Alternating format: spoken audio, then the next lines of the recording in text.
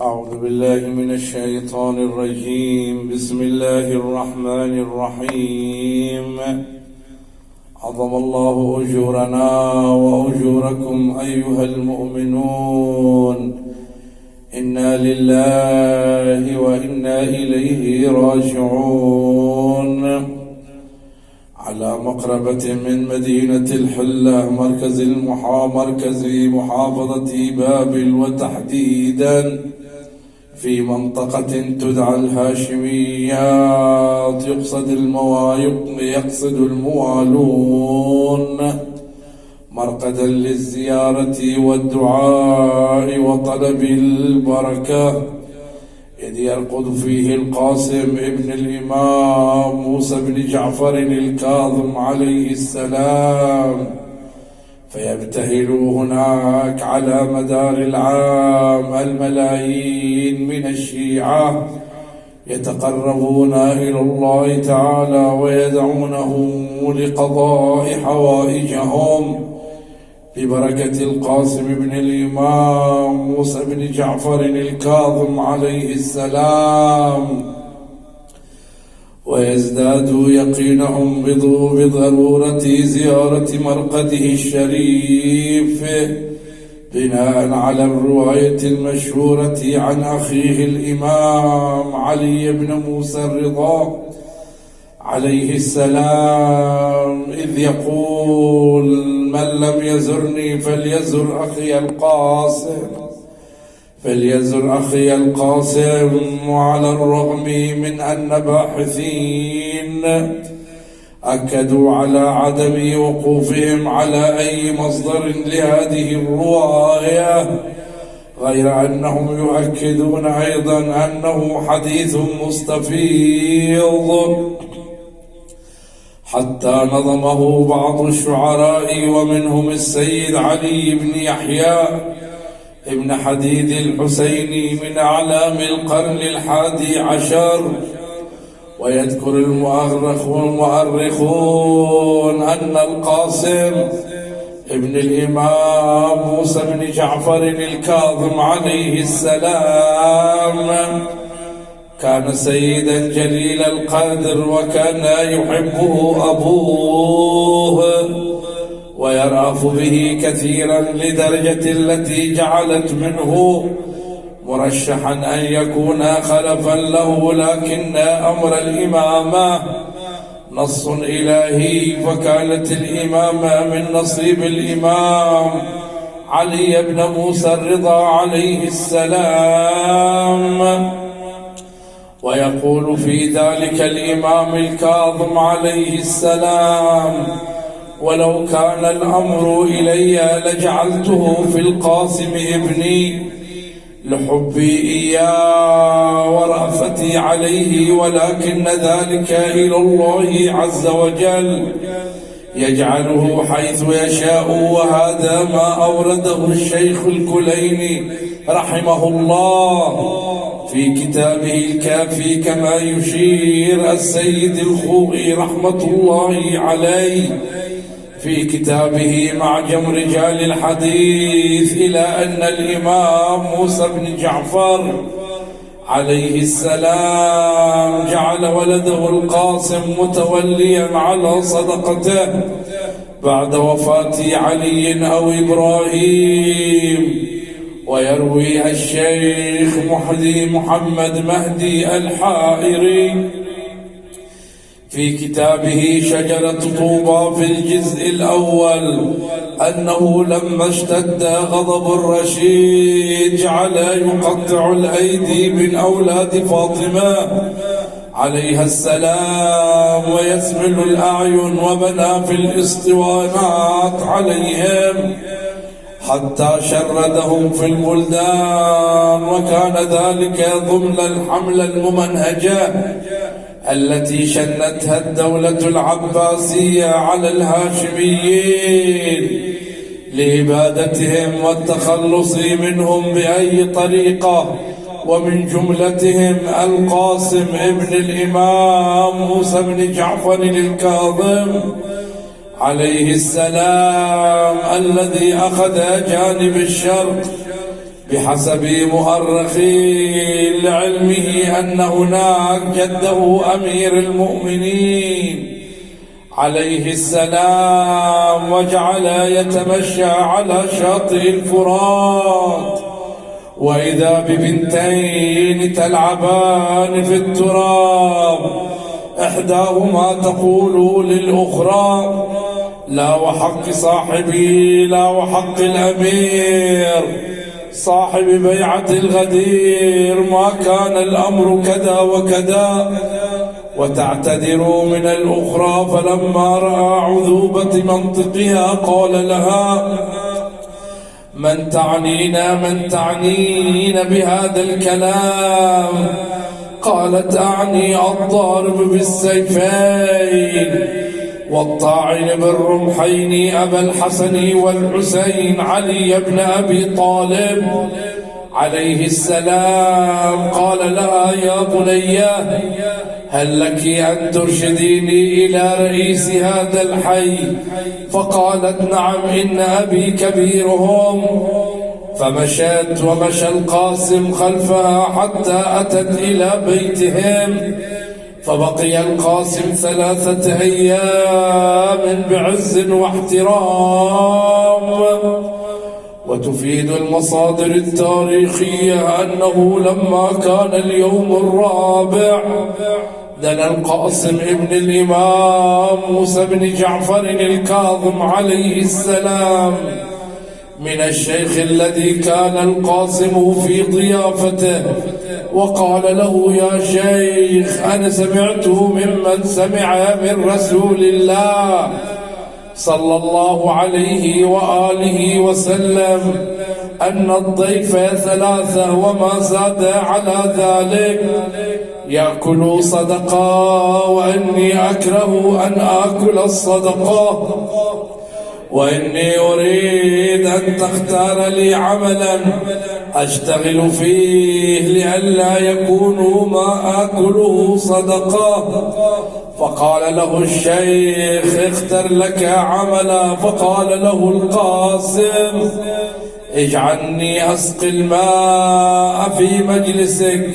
فبقي القاسم على هذا الحال في سقاية الماء إلى أن كانت ذات ليلة خرج الشيخ في منتصف الليل في قضاء حاجة له، فرأى القاسم صافا قدميه ما بين قائم وقاعد وراكع وساجد، فعظم في نفسه وجعل محبة القاسم في قلب ذلك الشيخ.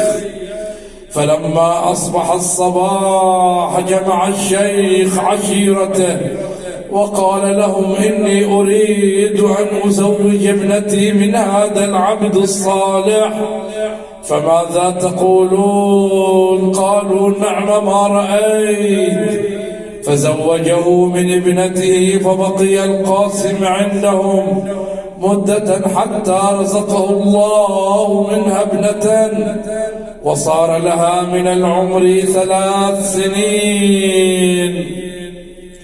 وورد في بعض الكتب أن القاسم مرض مرضا شديدا حتى دنا أجله وتصرمت أيامه، فجعل الشيخ عند رأسه يسأله عن نسبه، وقال: ولدي لعلك هاشمي؟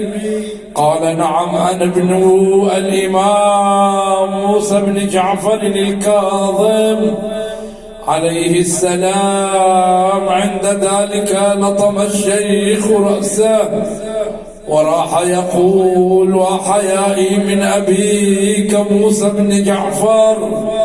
فقال له القاسم عليه السلام: لا بأس عليك يا عم، إنك أكرمتني وأنت معنا في الجنة.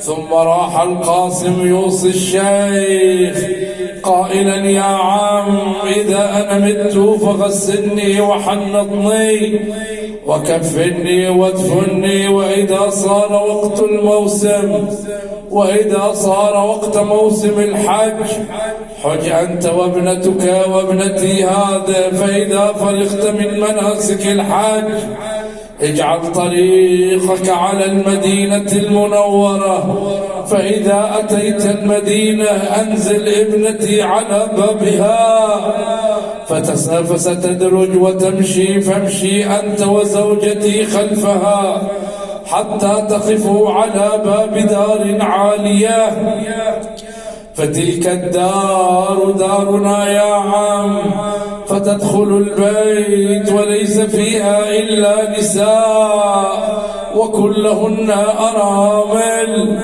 ثم قضى نحبه القاسم صلوات الله وسلامه عليه، فغسله وحنطه وكفنه ودفنه. فلما صار وقت الحج حجا هو وابنته وابنة القاسم. فلما قضوا مناسكهم جعلوا طريقهم على المدينة المنورة. ولما أن وصلوا إلى المدينة أنزلوا البنت عند بابها إلى الأرض كما أوصاهم بذلك القاسم قبل وفاته، فجعلت تدرج والشيخ يمشي خلفها إلى أن وصلت إلى باب الدار. عند ذلك خرجنا النساء إليها واجتمعنا حولها وقلنا لها من تكونين وابنة من؟ وقلنا لها من تكونين وابنة من؟ للإجابة تكتفي ابنة القاسم بالبكاء والنحيب. فعند ذلك خرجت أم القاسم، فلما نظرت إلى شمائلها جعلت تبكي وتنادي وولداه وقاسماه والله هذه يتيمة ابني القاسم. فقلنا لها من أين تعرفينها أنها ابنة القاسم؟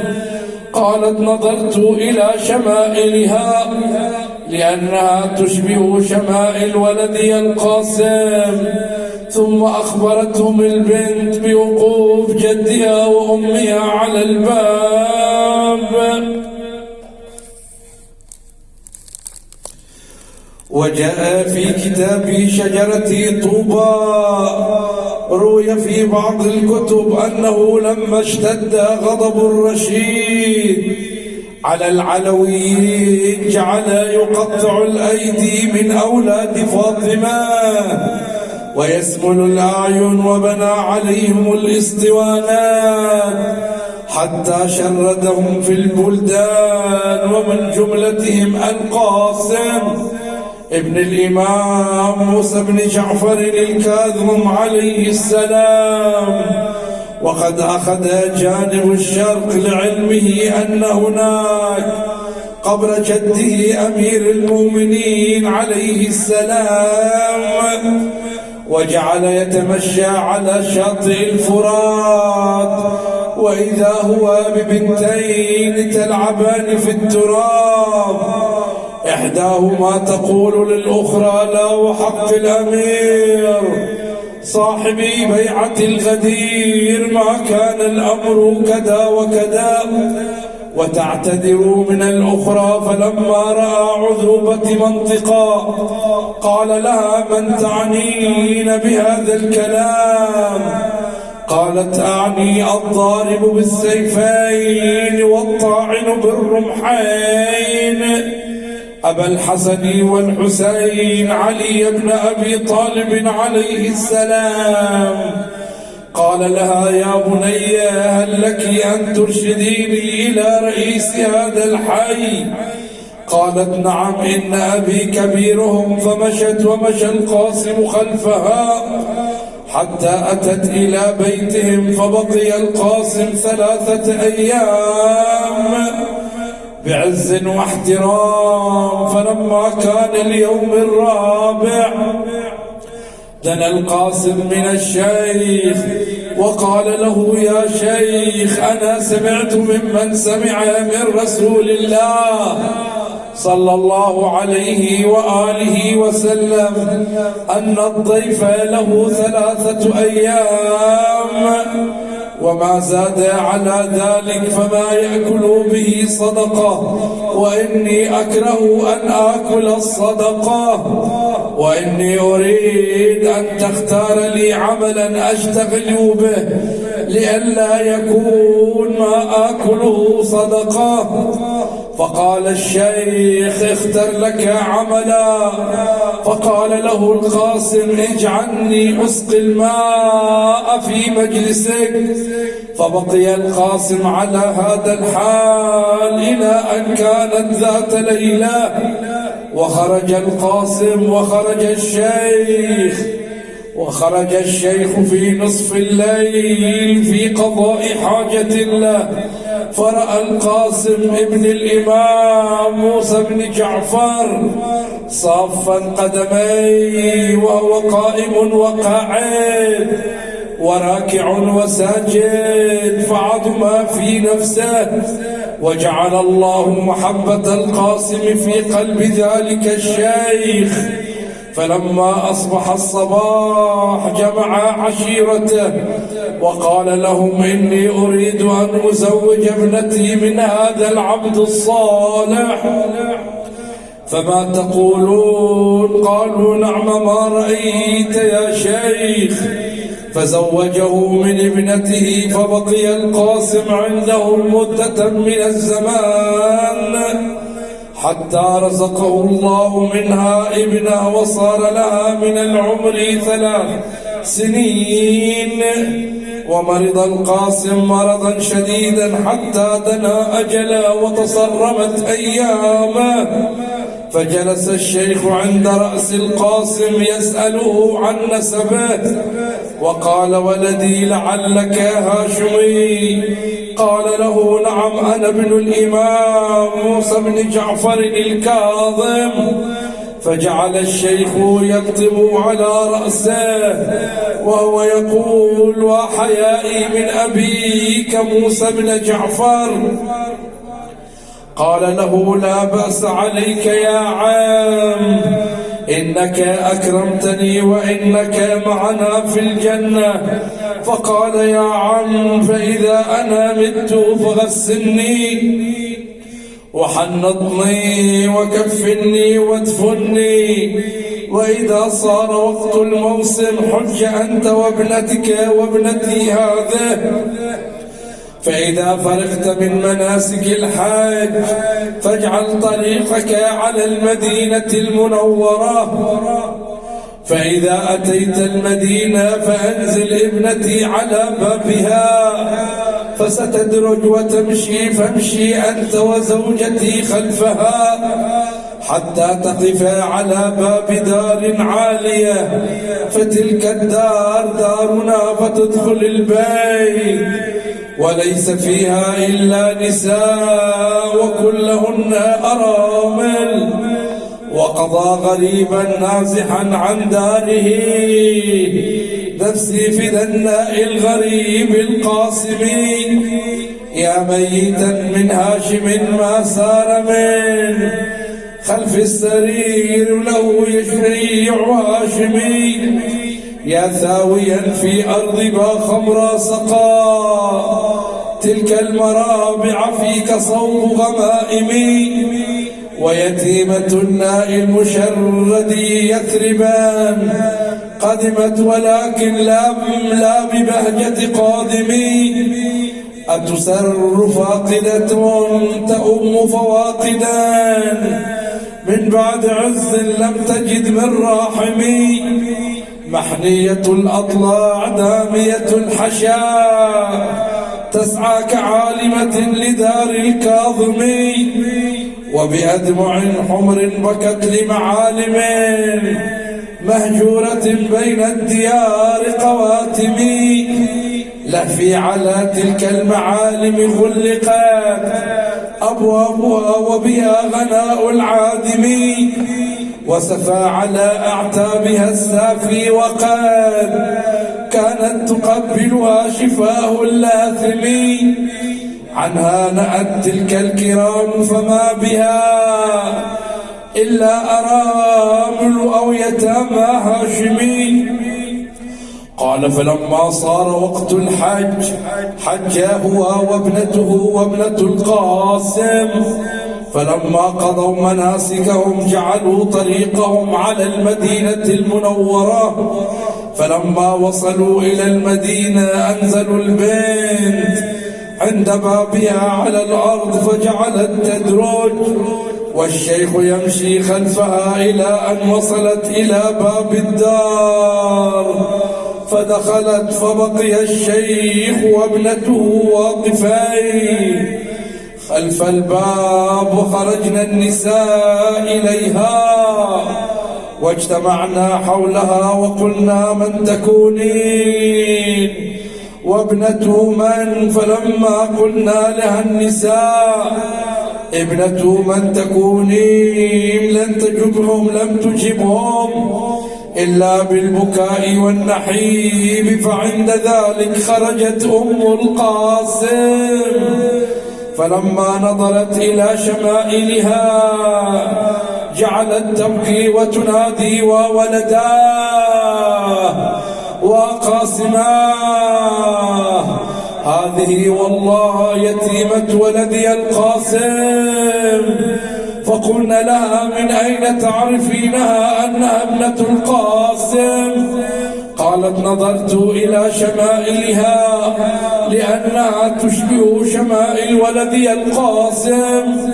ثم أخبرتهم البنت بوقوف جدها وأمها على الباب، وقيل أنها مرضت لما علمت بموت ولدها القاسم، فلم تمكث إلا 3 أيام حتى ماتت.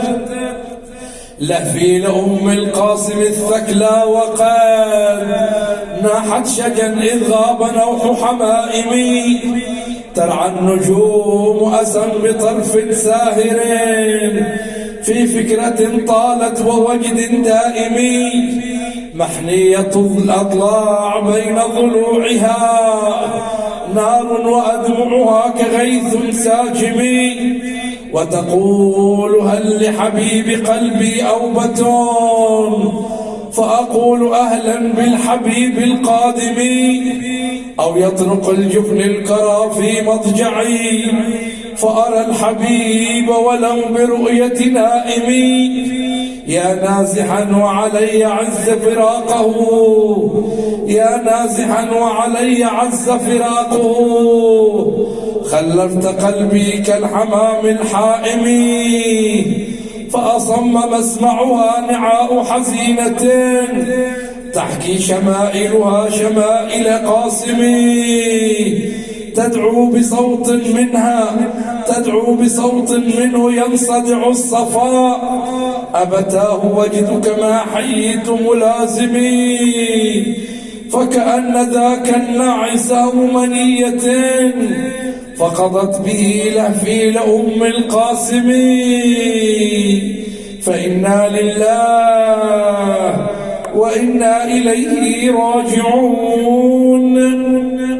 سمعت بموت ولدها فمرضت وقضت نحبها، فما حال رملة لما نظرت إلى ولدها القاسم وهو مشقوق الرأس مقطعا بالسيوف إربا، فساعد الله قلبها وهي تراه مخضبا بدمه قد شق السيف رأسه، ويعز على سيد شباب أهل الجنة أن يرى هؤلاء الفتية على البوغاء مصرعين مجدلين، وبقي بعدهم وحيدا لا ناصر ولا معين. ولما دنت آجالهم رحبوا بها كأن لهم بالموت بلغة آملي، فماتوا وهم أزكى الأنام نقيبة، وأكرم من يبكى له بالمحافل، وطاشا بجنب النهر والماء حولهم يباح إلى الرواد عذب المناهل. أبا حسن إن الذين عهدتهم ثقال الخطى إلا لكسب الفضائل، أعزيك فيهم يا لك الخير إنهم مشوا لورود الموت مشية عاجل. أرادت بنو سفيان فيهم مذلة وذلك من أبناك صعب التناول. متى ذل قوم أنت خلفت فيهم إباء به يندق أنف المجادل. نعمت بهم عينا فقد سار ذكرهم كما قد فشى معروفهم في القبائل. أعادوك يوم الطف حيا وجددوا لعلياك ذكرا قبل ذا غير خامل. فلم تفجع الأيام من قبل يومهم بأكرم مقتول لألأم قاتل. فإنا لله وإنا إليه راجعون.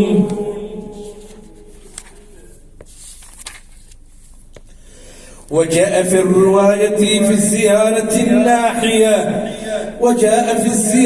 الناحية الشريفة مخاطبا لسيد الشهداء عليه السلام: ثم اقتضاك العلم للإنكار ولزمك أن تجاهد الفجار، فسرت في أولادك وأهاليك وشيعتك ومواليك. فإنا لله وإنا إليه راجعون. السلام عليك يا سيدي يا أبا عبد الله الحسين، وعلى الأرواح التي حلت بفنائك وأناخت برحلك. عليك مني سلام الله أبدا ما بقيت وبقي الليل والنهار، ولا جعله الله بآخر العهد مني لزيارتكم. السلام على الحسين وعلى علي بن الحسين وعلى أولاد الحسين وعلى أصحاب الحسين جميعا ورحمة الله وبركاته.